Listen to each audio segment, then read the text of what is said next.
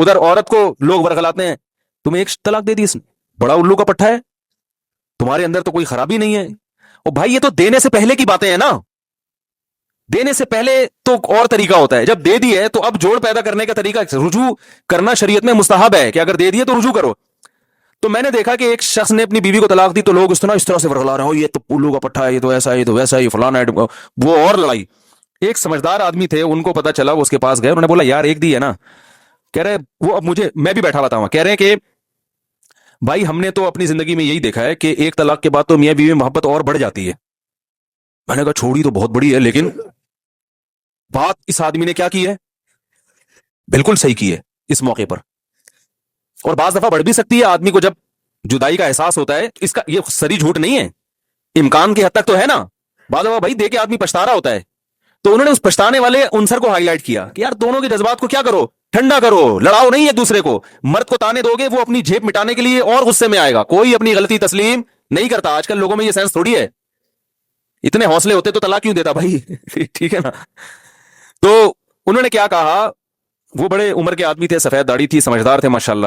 تو انہوں نے کہا یار دی تو ایک طلاق تو ایک ہی دی ہے نا, کہ تین تو نہیں دی ہیں, تو ایک طلاق کے بعد تو ہم نے تو یہی دیکھا ہے کہ جنرلی ایسا ہی ہوتا ہے کہ محبت کم ہونے کے بجائے بڑھ جاتی ہے. تو بیٹھو ابھی کرتے ہیں اس مسئلے, اتنا بڑا مسئلہ نہیں ہے یار, یہ تو اور اچھی زندگی بھی انشاءاللہ گزرے گی تم دونوں کی, تمہیں بھی احساس ہو گیا, کوئی مسئلہ نہیں.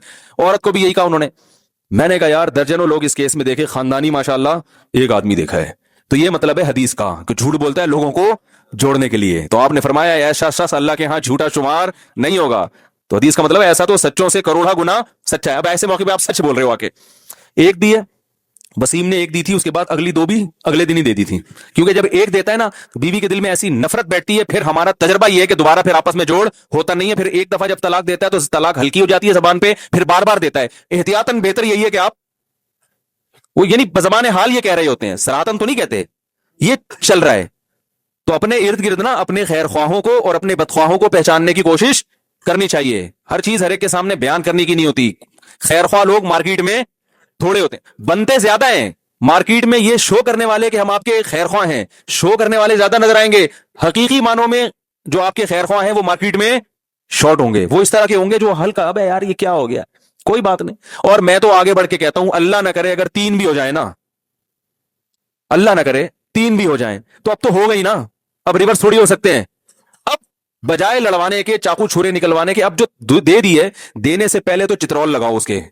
میں تو کہتا ہوں جو نوجوان لوگ بات بات پہ طلاق کی دھمکیاں دیتے ہیں, باپ کی ذمہ داری اپنے بیٹے کی کٹ لگا دے کسی دن کہ تو کچھ اور بات کر لیا کر, تو یہ بات بات پہ دھمکیاں کیوں دیتا ہے. طلاق تو ایسی چیز ہے بھائی, خاندان والے بیٹھے ہیں, جرگہ ہو کہ تمیز سے 10 لوگوں سے مشورے کے بعد جا کے انسان فیصلہ کرے کہ دینی ہے کہ نہیں دینی, پھر دینی ہے تو کتنی. یہ جذبات کا کام ہی نہیں ہے. جذبات میں اگر کوئی کرنے کی کوشش کر رہا تو پہلے ہی طبیعت سے کوٹ دو. ابا کی آپ محلے والے نہ کوٹیں کہ بھائی تو کچھ اور کرنا, بات کیا بات بات پہ دھمکیاں دے رہا ہوتا ہے. دینے سے پہلے تو یہ ہے, جب دے دی ہے اب شریعت کہہ رہی ہے اب نہیں ہو سکتا. اب اس کے شر تو ہو گیا, اب اس شر کو ختم نہیں کیا جا سکتا, کم کیا جا سکتا ہے. اب میاں بیوی ایک دوسرے پہ الزام لگائیں گے تو یہ شر کم نہیں ہوگا بلکہ بڑھے گا. نفرتیں پھیلیں گی, بچے چھینیں گے ایک دوسرے سے. عورت کا بس چلا وہ باپ سے نہیں ملنے دے گی, باپ کا بس چلا وہ ماں سے نہیں ملنے دے گا. خرچوں پہ پھڈے ساری. اب کیا ہے بھائی, خاندان والوں کو چاہیے بھائی ایک چیز ہو گئی, اب اس کو تمیز سے, جیسے آٹے میں سے بال نکالا جاتا, تمیز سے بیٹھ کے حل کرو, کوئی بات نہیں, اب ہو گئی بات. تو یہ نہیں کہنا چاہیے کوئی نہیں ہے, لیکن جب ہو گئی تو اب کیا ہے, ختم. تو اب آرام سے اس کو حل کرو یار.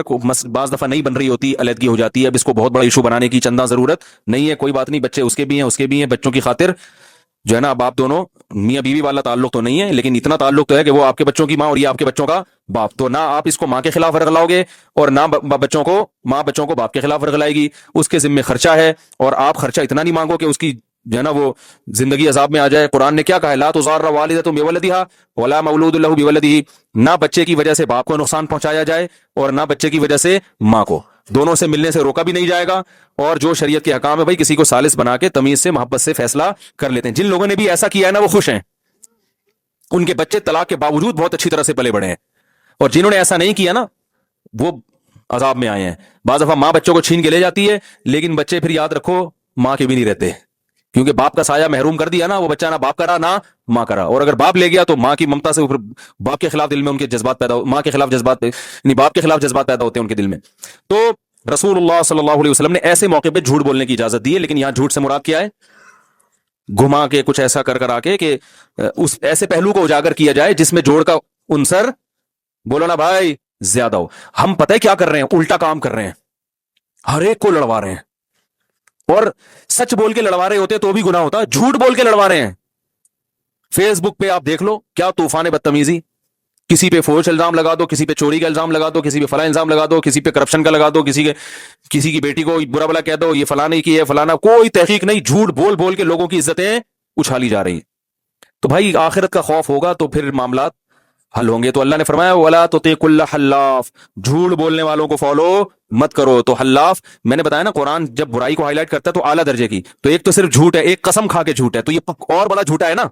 तो इसलिए कुरान ने कहा जो झूठी कस्में उठाते हैं, झूठ बोल के मुआशरे में फसाद पैदा करते हैं, उन लोगों के पीछे मत करो, इस सिफत में उनकी इत्तिबा मत करो। ये एक सिफत हुई है, अगले बयान में फिर इंशाल्लाह आगे चलेंगे। अल्लाह अमल की तौफीक दे। सवालात बहुत हो गए हैं भाई, जो हजरात जाना चाहें, बयान खत्म हो गया है, वो जा सकते हैं। जो बैठना चाहें वो अपनी मर्जी से बैठ रहे हैं, और बयान के जो अपनी मर्जी से बैठ रहे हैं, दरमियान में उठ के जाना चाहें तो वो भी जा सकते हैं। ये नहीं कहना मुफ्ती साहब इतनी देर से बयान खत्म किया आपने, तो हमने तो खत्म कर दिया है, अब आप अपनी मर्जी से बैठे हुए। तो आपकी मर्जी, जितनी देर जितने सवालात सुनेंगे उतना फायदा होगा, नहीं सुनेंगे तो कोई मसला नहीं।